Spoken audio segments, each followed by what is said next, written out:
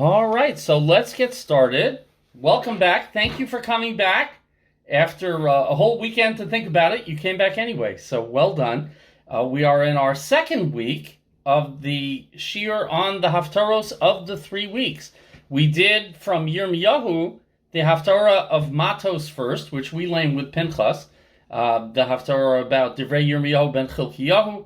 Then we did the immediately ensuing parak of Yirmiyahu, where we dug boros nishbarim asher lo yochilu hamayim. And now we're going to start the Haftorah for this coming week for Shabbos Chazon, as it is known throughout Klal Yisrael. Ashkenazim, Sephardim, everybody learning the same Haftorah, the Chazon of Yeshayahu ben Amotz, the vision. As opposed to other kinds of Nevuah, there are levels of Nevuah, the Abarbanel says. There's Nevuah, there's Mar'eh, where you see kind of a picture or a still photograph. And then there's a Chazon, which is a kind of arc of a much broader vision. And Yeshayahu, this is an introductory pasuk to the entire Sefer. This is the longest Sefer in Tanakh, 66 parakim. And Yeshaya's Nevuah really ranges very far and wide with the Jewish experience. It talks about the Churban that is to come. Although Yeshaya lives 180 years before the Churban even takes place, but he sees it with crystal clarity with what's going to come later. There is a Musar of Klal Yisrael for our actions that have led us to a very bad place. And that's what this Haftorah is going to be, very suitable for the 3 weeks, as we think about where we bear responsibility for why the Churban eventually came and how certain we were that it never would. Then there's the most glorious of Nevuah, where he sees the time of the Mashiach, of the post-redemption, during the redemption, the great Geula of the Mashiach, and then afterwards. And so it is so wide-ranging that a group of Bible critics of all times, the late 1700s, early 1800s, already started to propose theories to say that Yeshaya wasn't all the same Sefer written by the same person. They were German Bible critics initially in the Age of Enlightenment, and what they want is somebody's really making an awful lot of noise. If you could mute yourself, that would be absolutely amazing. The German Bible critics wanted to argue that there were multiple authors of Yeshaya. They called one Deutero Yeshaya, like Deuteronomy, as if there was a second author between Prakim Lamed Tes and around Pasuk Nun, for about 15 Prakim there in the middle, which they also tried to Christologize, to make it very Christian.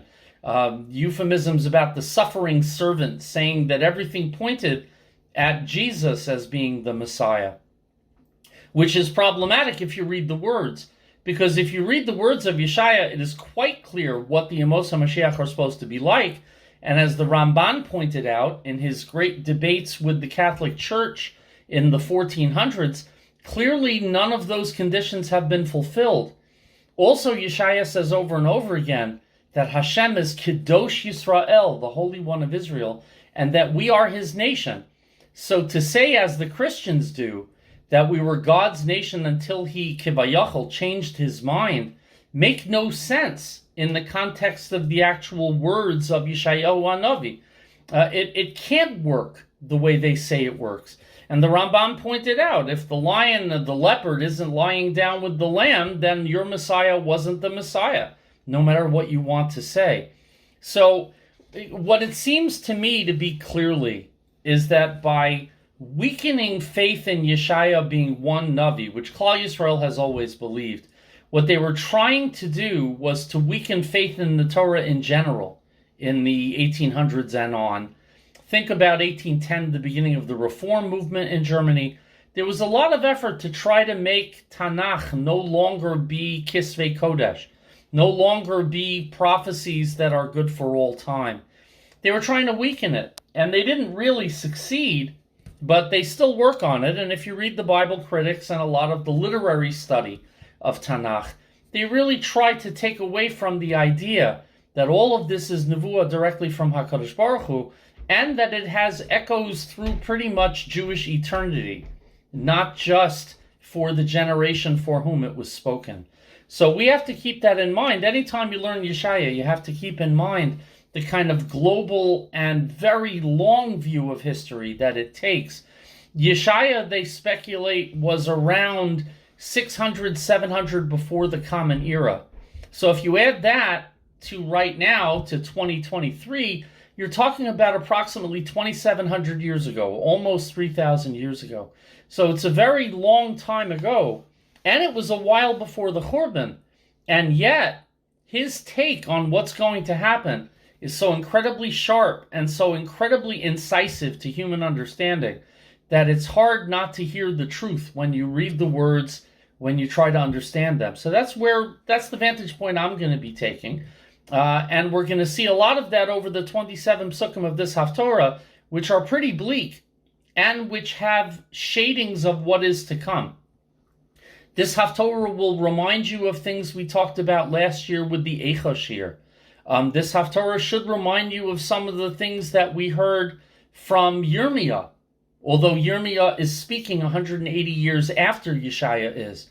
But they both are seeing the same visions that HaKadosh Baruch Hu sent them.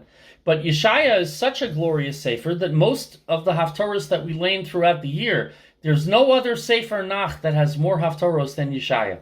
And in fact, that includes just about all of the next 8 weeks, because Chazon is Yeshaya before the Churban, and the 7 Nechemta, the 7 Haftorahs of comforting that come during the rest of the summer after Tisha B'Av, those are also all from Yeshaya. So he really gives us both sides of the Churban experience, and it's really something to see. But the first side is very sharp. It is not Yeshaya's first nevuah. Almost all the Mefarshim agree that the first nevuah of Yeshaya comes in Perek Vav, when Yeshaya explains how he first got a vision from God, and God touched his lips with a coal, burnt him, because he spoke against Klal Yisrael. He spoke Lashon Hara against the very people who refused to believe him, which it's hard not to. It's easy to understand why he did it. But Hashem said, that's not your role. Your role is to communicate what I have to say, not to add your opinions of how the people are stubborn, which of course we are. So the Haftorah begins. If you have a Nach in front of you, it's Yeshaya Perek Aleph, Pasuk Aleph, easy place to find, right at the very beginning of the Sefer. Chazon Yeshayahu ven Amotz. This is the vision, and as I said, it's kind of a broad vision, a really all-encompassing vision of Yeshayahu, the son of Amotz. And the Chazal teach us that Amotz was the brother of the king of Yehuda, whose name was Amatzia. It's not just that the names are similar to each other, it's that Yeshaya is a member of the royal household of Malchus Beis David in Yehuda. And so Yeshayahu ven Amotz, and one opinion has it that Amotz must have been a Navi also, because his name is mentioned by name here as part of the Nevuah. So anything is possible. Asher Chazah, that he saw al Yehuda v'Yerushalayim. About Yehuda and Yerushalayim and their ultimate destruction and eventual rebuilding. But keep in mind, this is 180 years previously. But he sees visions and speaks out his nevuah for a very long time. Some speculate up to 80 or even 100 years. Bimei Uziyahu, in the time of King Uziyahu, who became a leper, and he's famous for that. David HaMelech was supposed to be punished for any number of things, and he put off the punishment onto his descendants. One of those punishments was supposed to be leprosy, and his descendant Uziyahu became a leper. As a result, as a Mitzorah, he could not be king, because he couldn't live among the people. He had to leave the encampment. And so Uziyahu has to hand over the kingship to his son Yosam. And then the third king, Achaz, a very wicked man, who tried to bring all sorts of foreign worship, particularly Assyrian worship, into the precincts of the Beis HaMikdash. He had a Kohen build a Mizbeach fashioned after an Assyrian Mizbeach and put it up in the Azara. And finally, Yechizkiyahu, the great King Chizkiyahu, the righteous king, man who could have been Mashiach, Malchei Yehuda, the kings of Yehuda. So 4 different kingdoms, some of which were very long.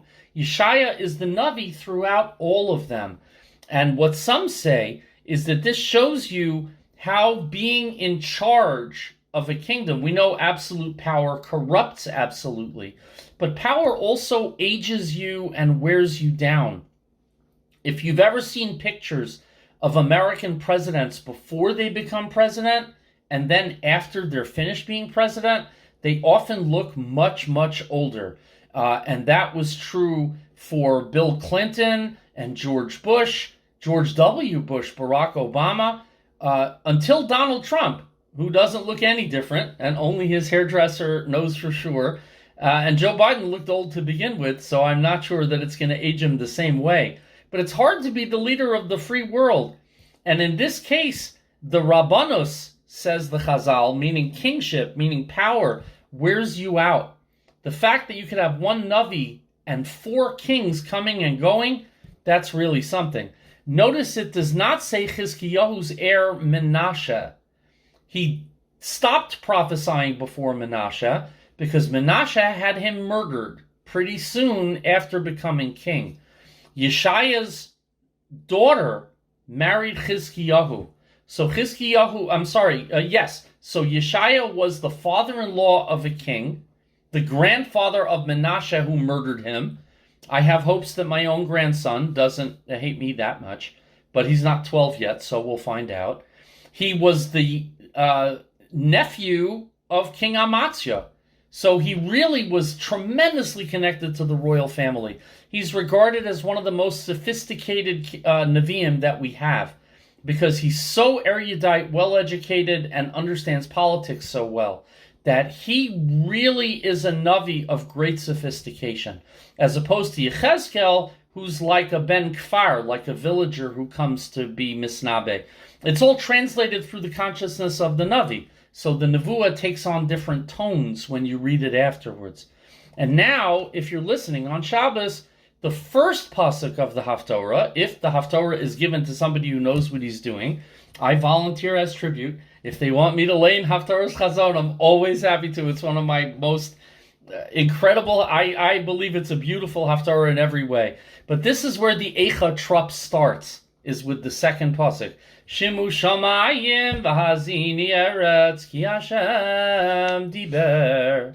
It gets very sad very quickly, because immediately when Yeshaya starts talking in this Haftorah, there is nothing positive to say. A little positive message will come and go near the end, but nothing at the beginning. Shimu shamayim, hear, O heavens, v'ha'azini eretz, and listen carefully, O earth. And Esther pointed out, before we got started, and Rashi points out, and all the Mefarshim point out, that there's a tremendous parallel between Shimu Shamayim v'Ha'azini Eretz and in Parshas Ha'azinu, which we learn at the end of the summer, right before Rosh Hashanah. Usually it's Shabbos HaGadol, or immediately after, before Sukkot. In Parshas Ha'azinu, Ha'azinu Hashamayim va'ada beira, v'sishma ha'aretz imrefi. So here it's Shimu Shamayim. There it's Sishma Ha'aret. Here it's Ha'azini Eret. And there it's Ha'azinu Hashamayim. So it's flipping the Lashonos. Listen and hear. One for Eretz, one for Shamayim. And finally it says, Ki Hashem Diber, says Yeshaya. But Moshe Rabbeinu said, Va'adabeira, and I will speak, says Moshe Rabbeinu. So what's going on here with these flipped Lashonos and with the obvious parallel between the two of them? So what Rashi brings down, and many of the other Mefarshim concur with this approach, is that Moshe and Yeshaya together comprise a pair of witnesses. Now, we all are probably aware that in Jewish law, Al pi shnei edim yakum davar. We learn in Parsha Shoftim, Kiseitze, in order for something to stand up in court, you need 2 edim, not just one. 2 witnesses. In this case, the 2 human witnesses are Moshe and Yeshaya. So when they parallel each other's Lashonos, slightly different, but still the same story, They are comprising a testimony together. Not only that, but they are calling on two heavenly witnesses, or natural body witnesses, because who's here from the beginning to the end? The Shamayim and the Eretz. So it's like Moshe and Yeshaya are calling on the Shamayim and the Eretz to testify to the truth of this, that this is what HaKadosh Baruch Hu said, that this is what Hashem is saying is the reason for the Churban, that this is heavenly design and not something random and not just geopolitics. But the Abarbanel takes a wonderful approach as well. He says, why does Moshe start Hazinu hashamayim ba'adabero v'sishma ha'oretz imrefi? He starts from the Shamayim and then the Oretz. But Yeshaya starts from the Oretz and then the Shamayim, because Moshe Rabbeinu is at the beginning of the story. We have just gotten out of Mitzrayim, been to Har Sinai, and are about to enter Eretz Yisrael. We are on a spiritual high. So the Shamayim comes first before the Oretz. First the high point, then the low point and the fall. But Yeshaya is testifying about us right before Churban. Granted, it's 180 years before Churban, but through HaKadosh Baruch Hu, that's the blink of an eye. And we have fallen far by that point. We've gone from the Shamayim, unfortunately, to the Aretz. We think of ourselves as being very devout Jews. But as Yirmiyah pointed out to us, and the Abarbanel said, Hayu Rishayim Baseser, they were Rishayim in their deep heart of hearts, on the inside. But, Vahayu Marim Es Atzmam Kachasidim Bigalui. But they treated themselves and acted as if they were very devout on the outside. It's the hypocrisy deep down that is going to get some of the harshest words in this Haftorah, just as it did from Yirmiyah. And Yeshaya continues, Bonim gidalti veromamti. Sons I raised and exalted and lifted them up. Veheim pashu vi. But they rebelled against me. So who are the sons that he tried to raise well? Klal Yisrael. We were brought up with the best possible chinuch from Hashem himself. And what did we do? Pashuvi. We rebelled, we betrayed HaKadosh Baruch Hu. It's one thing when a stranger stabs you in the back. But when your own children stab you in the back, that's a betrayal that's very harsh and very difficult to take.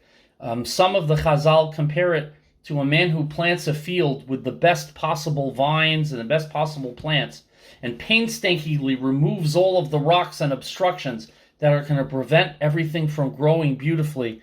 But at the end of the year, all he's got is a shriveled crop of awful grapes like raisins that have no juice in them.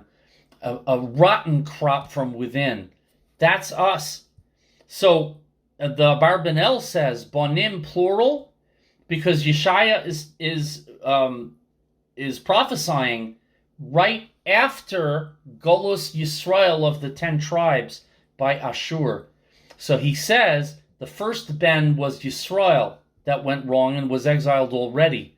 The second Ben, the second son, is Yehuda, who are about to be exiled when the Churban comes. So Bonim Gidalti Veromamti. I had 12 tribes, 2 kingdoms. I tried to bring them up with mitzvos, but they were Posheabi. Yod Ashur Konehu, says Pasuk Gimel. Even the ox knows his owner. And the ox will come when you call its name. Sometimes you don't even have to schlep it along. The ox is sometimes a little more loyal. Vachamor evus bi'alav. And the donkey knows his master's trough, the feeding trough. So the donkey might not heed you so quickly, might be stubborn, but when it's dinner time, it always comes home to eat. So it knows where to go. Perhaps you could say this is the difference between dogs and cats. Although my brother and sister-in-law who have a cat might disagree with me, but the cat shows no loyalty except when it's dinner time, then it comes home and meows at you and says, gimme, gimme, gimme. So the ox knows its owner, the one who bought it. And the chamar knows the feeding trough. Yisrael lo yoda. But Yisrael does not know who its master is. Ami lo hisbonon. My people does not even understand or consider the basic truth. So even what we would have used to call politically incorrect, I don't mean to insult animal Americans, but what we used to call dumb animals, even they know who they belong to. But unfortunately, the Jewish people don't. Rabbi Beryl Wein has said on this pasuk, you wouldn't even have to change a single word, and this goes for us today as well. Think about the vast majority of the Jewish people who don't recognize Hashem as their master. I've been raging about this over the last week, about what we protest for and what we're involved with and the politics that so many less affiliated Jews have. We don't even know who made us special in the first place. We deny it. And by the way, the Abarbanel, who says that Yisrael and Yehuda are both being considered here, he says Yisrael lo Yodah refers to the 10 tribes. Ami lo Hisbonan, my nation, they have something special because Malchus based David. That's Yehuda. And the Shar, Bechar Shar, that's Yosef. So that's the 10 tribes. That's the Shar who knows his master, or should. The Chamor is us. Why are we the Chamor? Maybe because we're stubborn, but also because we have a special feeding trough. And that special feeding trough is the Beis HaMikdash. Hashem gave us special feed that the 10 tribes didn't have. But still we deny HaKadosh Baruch Hu. So why is the Churban going to come even though we haven't had the Churban yet in this Nevuah? Because we see it coming.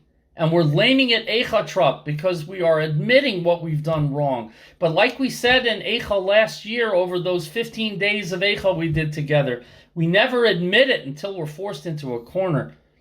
Says Yeshaya, continuing, Dalet, Hoi goy chote. Whoa, Hoi. We've seen Hoi before. It's the ancient Oivei. Woe to a nation that is sinful. But chote can also mean when you're talking about an archer shooting an arrow. Chote means you missed your mark. You were off the mark. Your arrow went a little bit awry. So we shoot awry. Am keved avon.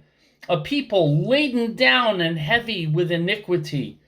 Think about if you've ever seen those guys going collecting cans and bottles. Those Chinese men and women often nowadays used to be Russian, often, if not always, immigrants. But you see them with a granny cart and then all of these bags piled up on top of it. Imagine all those bags full not of plastic bottles but of sins. We are bag ladies, is what we are. We are schlepping onto the train giant garbage bags full of averos, and we don't even admit it and we don't even realize it. Keved avon, a heavy burden of avon.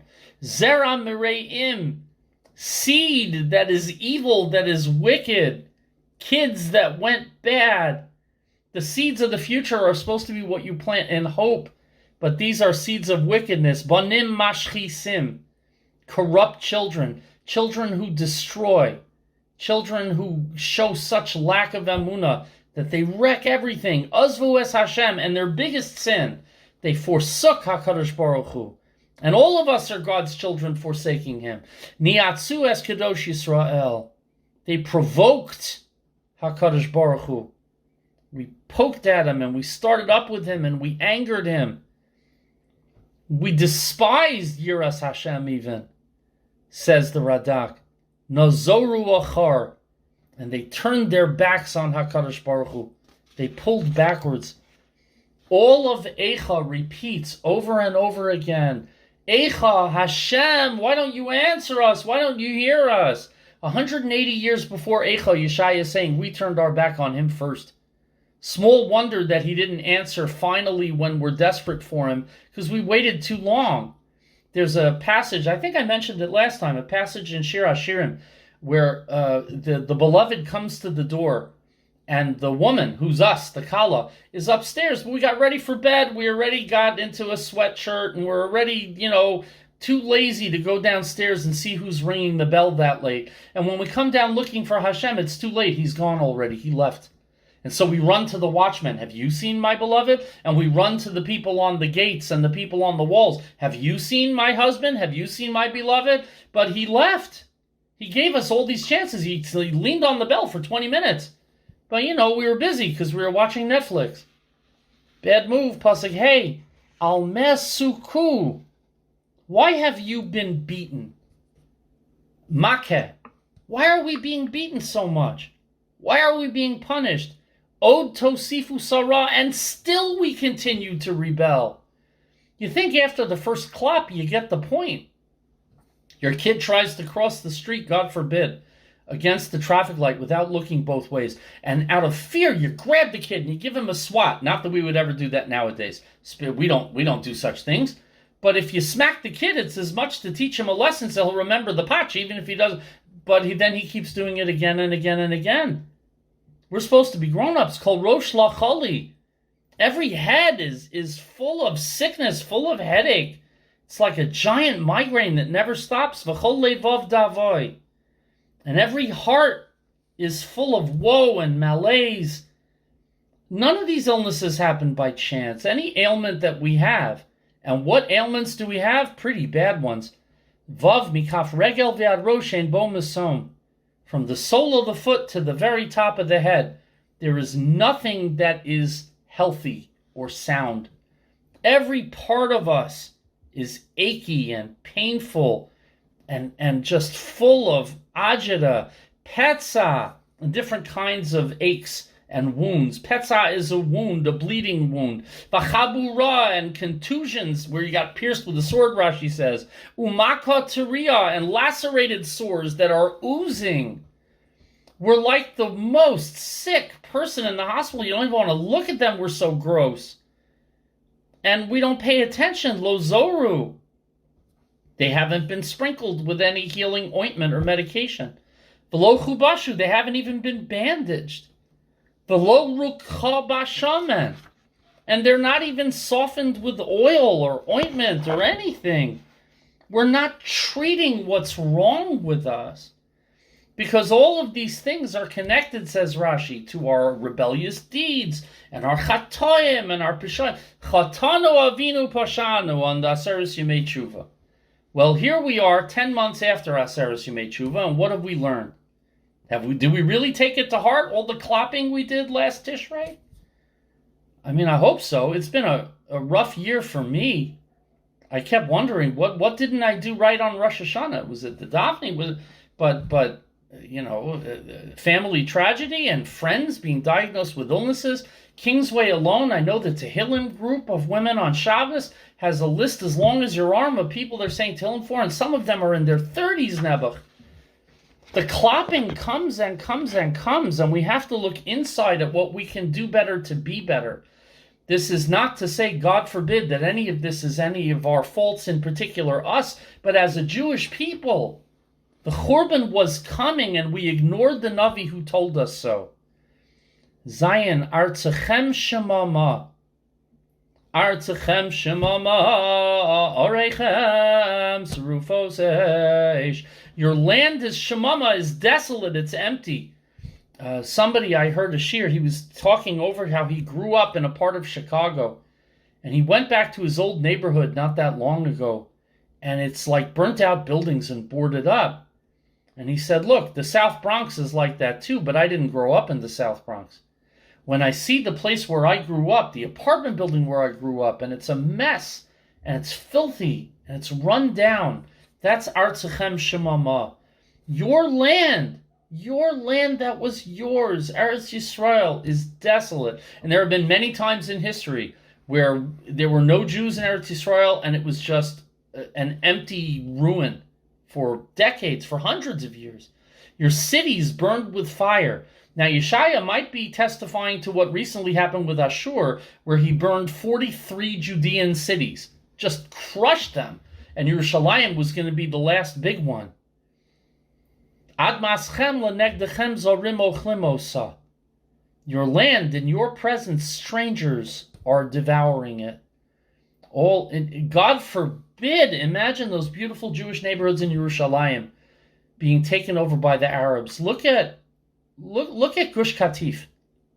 They made the desert bloom. They had hydroponics. They had beautiful crops. The UN took up a collection in the 1990s to put seed money in, literally, for the Arabs to keep the hydroponics going and make money. And what did they do when they came into Gush Katif? They smashed every single one. We're not going to make our money on Jew stuff.